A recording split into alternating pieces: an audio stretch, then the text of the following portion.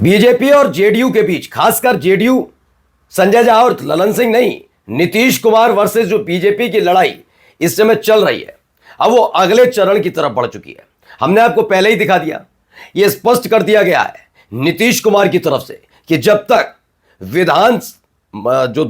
विधायकों की बैठक होती है उसमें मुख्यमंत्री के नाम पर मोहर नहीं लग जाती, तब तक वो इस्तीफा नहीं देंगे। पहले से ही सत्ते में बीजेपी थी, चार्टर प्लेन भेजकर बकायदा ललन सिंह और संजय झा दोनों को तलब कर लिया था अमित शाह ने, यह खबर निकल कर आई थी। लेकिन अब इन सब के आगे भी एक और नया दांव चल दिया है नीतीश कुमार ने, जिसने फिर से एक परेशानी खड़ी कर दी।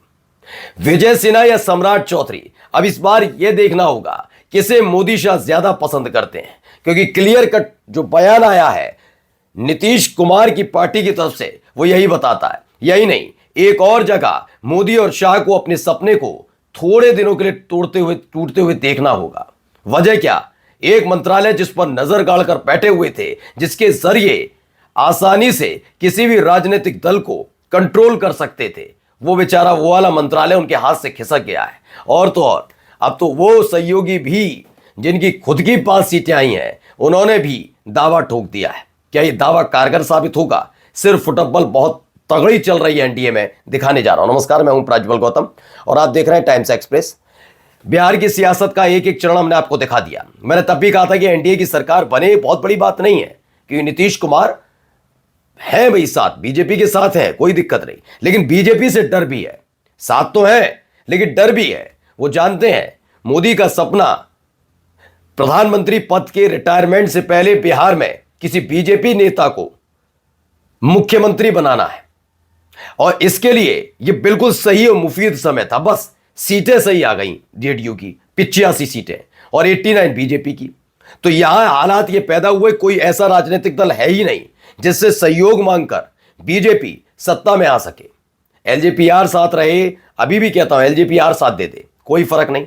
इसके साथ साथ हिंदुस्तानी आवामी मोर्चा और उपेंद्र कुशवाहा भी आ जाए तो भी वो आंकड़ा नहीं छू पाएंगे, 117 पर टिक जाएंगे। अब ये तो पहले से ही तय था, मुख्यमंत्री तो नीतीश कुमार बनेंगे, लेकिन नीतीश जानते हैं कब तक, कितने वक्त तक, क्योंकि ये मानने वाले लोग नहीं हैं जिन्होंने ईडी, सीबीआई, इनकम टैक्स का इस्तेमाल, विभाग का इस्तेमाल खास तौर पर विपक्षियों के खिलाफ ही किया हो। जो चुनाव आयोग का, जैसे आरोप लग रहा है, चुनाव आयोग का इस्तेमाल कर रहे हो, तो क्या इन 85 विधायकों को तोड़ने की कोशिश नहीं होगी? और जब ये टूटे तो जेडीयू खत्म नहीं होगी? और क्या नीतीश कुमार से मुख्यमंत्री की कुर्सी छीन नहीं ली जाएगी? इसीलिए उन्होंने एक दावा किया है। पहले क्या है, पहले देखिए। सबसे पहले तो यह खबर, नई सरकार गठन में इस मंत्रालय को लेकर फंस रहा पेच, जाने कैसा होगा मंत्रिमंडल। खबर क्या है, गृह मंत्रालय पर मामला अटक गया है। क्यों है मैं बता देता हूं। बीजेपी इस बार गृह मंत्रालय और शिक्षा विभाग अपने पास रखना चाहती है। गृह मंत्रालय क्यों है मैं भी बता देता हूं इसके अलावा, और इसके बदले स्वास्थ्य और वित्त मंत्रालय छोड़ने के लिए तैयार है। जेडीयू शिक्षा विभाग छोड़ने पर सहमत दिख रही है, लेकिन गृह मंत्रालय को लेकर स्थिति जस की तस बनी है। दरअसल कहा जाता है नीतीश कुमार ने 2005 से लगातार गृह मंत्रालय अपने पास रखा, और यही वजह है कि उन्हें सुशासन बाबू कहा जाता है। सुशासन का मतलब इसीलिए कि वहां कोई रंगदारी नहीं, ये नहीं होता तो है भाई, कितने तो हुए, लेकिन फिलहाल गोदी मीडिया के मुताबिक भी जाए सुशासन बाबू, इसीलिए उनको टैग मिला था जब तक वो बीजेपी के साथ थे। जब उन्होंने बीजेपी को छोड़ा उसके बाद तो गोदी मीडिया की स्थिति जानते ही हैं, जो बीजेपी के साथ नहीं वो देशद्रोही करार दे दिया जाए। खैर, गृह मंत्रालय छोड़ने के लिए तैयार नहीं। अच्छा, बीजेपी गृह मंत्रालय क्यों चाहती है, मैं आपको समझा देता हूं। दरअसल गृह मंत्रालय के पीछे की कहानी है एक। गृह मंत्रालय अगर बीजेपी के हाथ में आएगा तो पुलिस, खास तौर पर पुलिस जो होती है और प्रशासन जो होता है, ये सारी चीजें उनके कंट्रोल में आ जाएंगी। फिर किसी भी, क्लियर है ना, आए चाहे ईडी हो, सीबीआई, इनकम टैक्स, तो गंभीर मामला होगा तभी आप भेज पाओगे ना, वरना आपको पहले लोकल स्तर पर किसी के खिलाफ कार्रवाई करनी होगी। जब मुख्यमंत्री बनने के बाद जेडीयू के विधायकों के खिलाफ कार्रवाई की भी बात आएगी तो फिर क्या किया जाएगा, क्या होगा? इन्हीं चीजों का इस्तेमाल होगा। अगर वो जेडीयू के पास रहे तो जेडीयू के विधायकों को आसानी से कैसे तोड़ा जाए, लेकिन बीजेपी जिसमें महारत उसने हासिल कर रखी है, उसके लिए यह विभाग उसके लिए सबसे ज्यादा महत्वपूर्ण हो जाता है, सबसे ज्यादा महत्वपूर्ण। वित्त मंत्रालय छोड़ रहे हैं आप, ये कहेंगे तो वित्त मंत्रालय, आपने बिहार का खजाना छोड़ा ही कितना, आप अंदाजा लगाइए।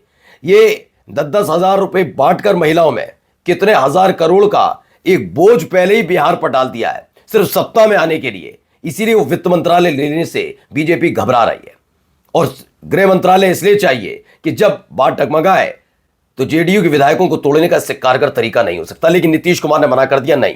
अब अगली खबर देखिए, एक लाडला, कोई भी एक लाडला, दोनों डिप्टी सीएम में से उनमें से एक की विदाई तय मानी जा रही। क्यों?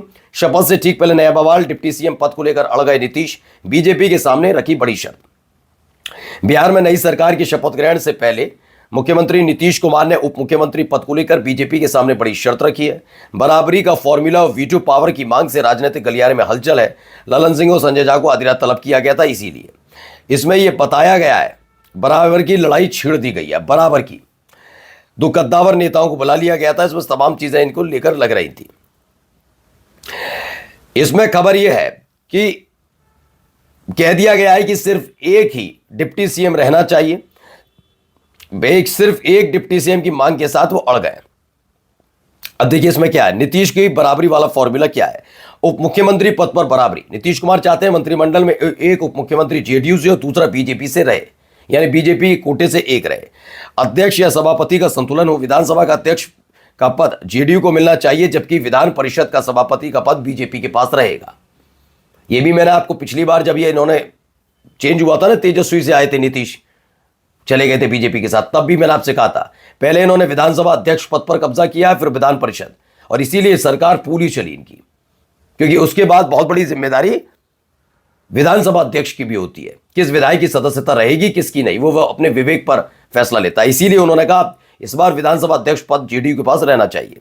उप मुख्यमंत्री पर वीटो पावर, सबसे महत्वपूर्ण शर्त यह है कि बीजेपी की तरफ से जो भी व्यक्ति उप मुख्यमंत्री बनेगा उसे पद ग्रहण करने से पहले नीतीश कुमार की स्वीकृति मिलनी अनिवार्य है। क्या सम्राट चौधरी और विजय सिन्हा को लेकर आश्वस्त नजर नहीं आ रहे?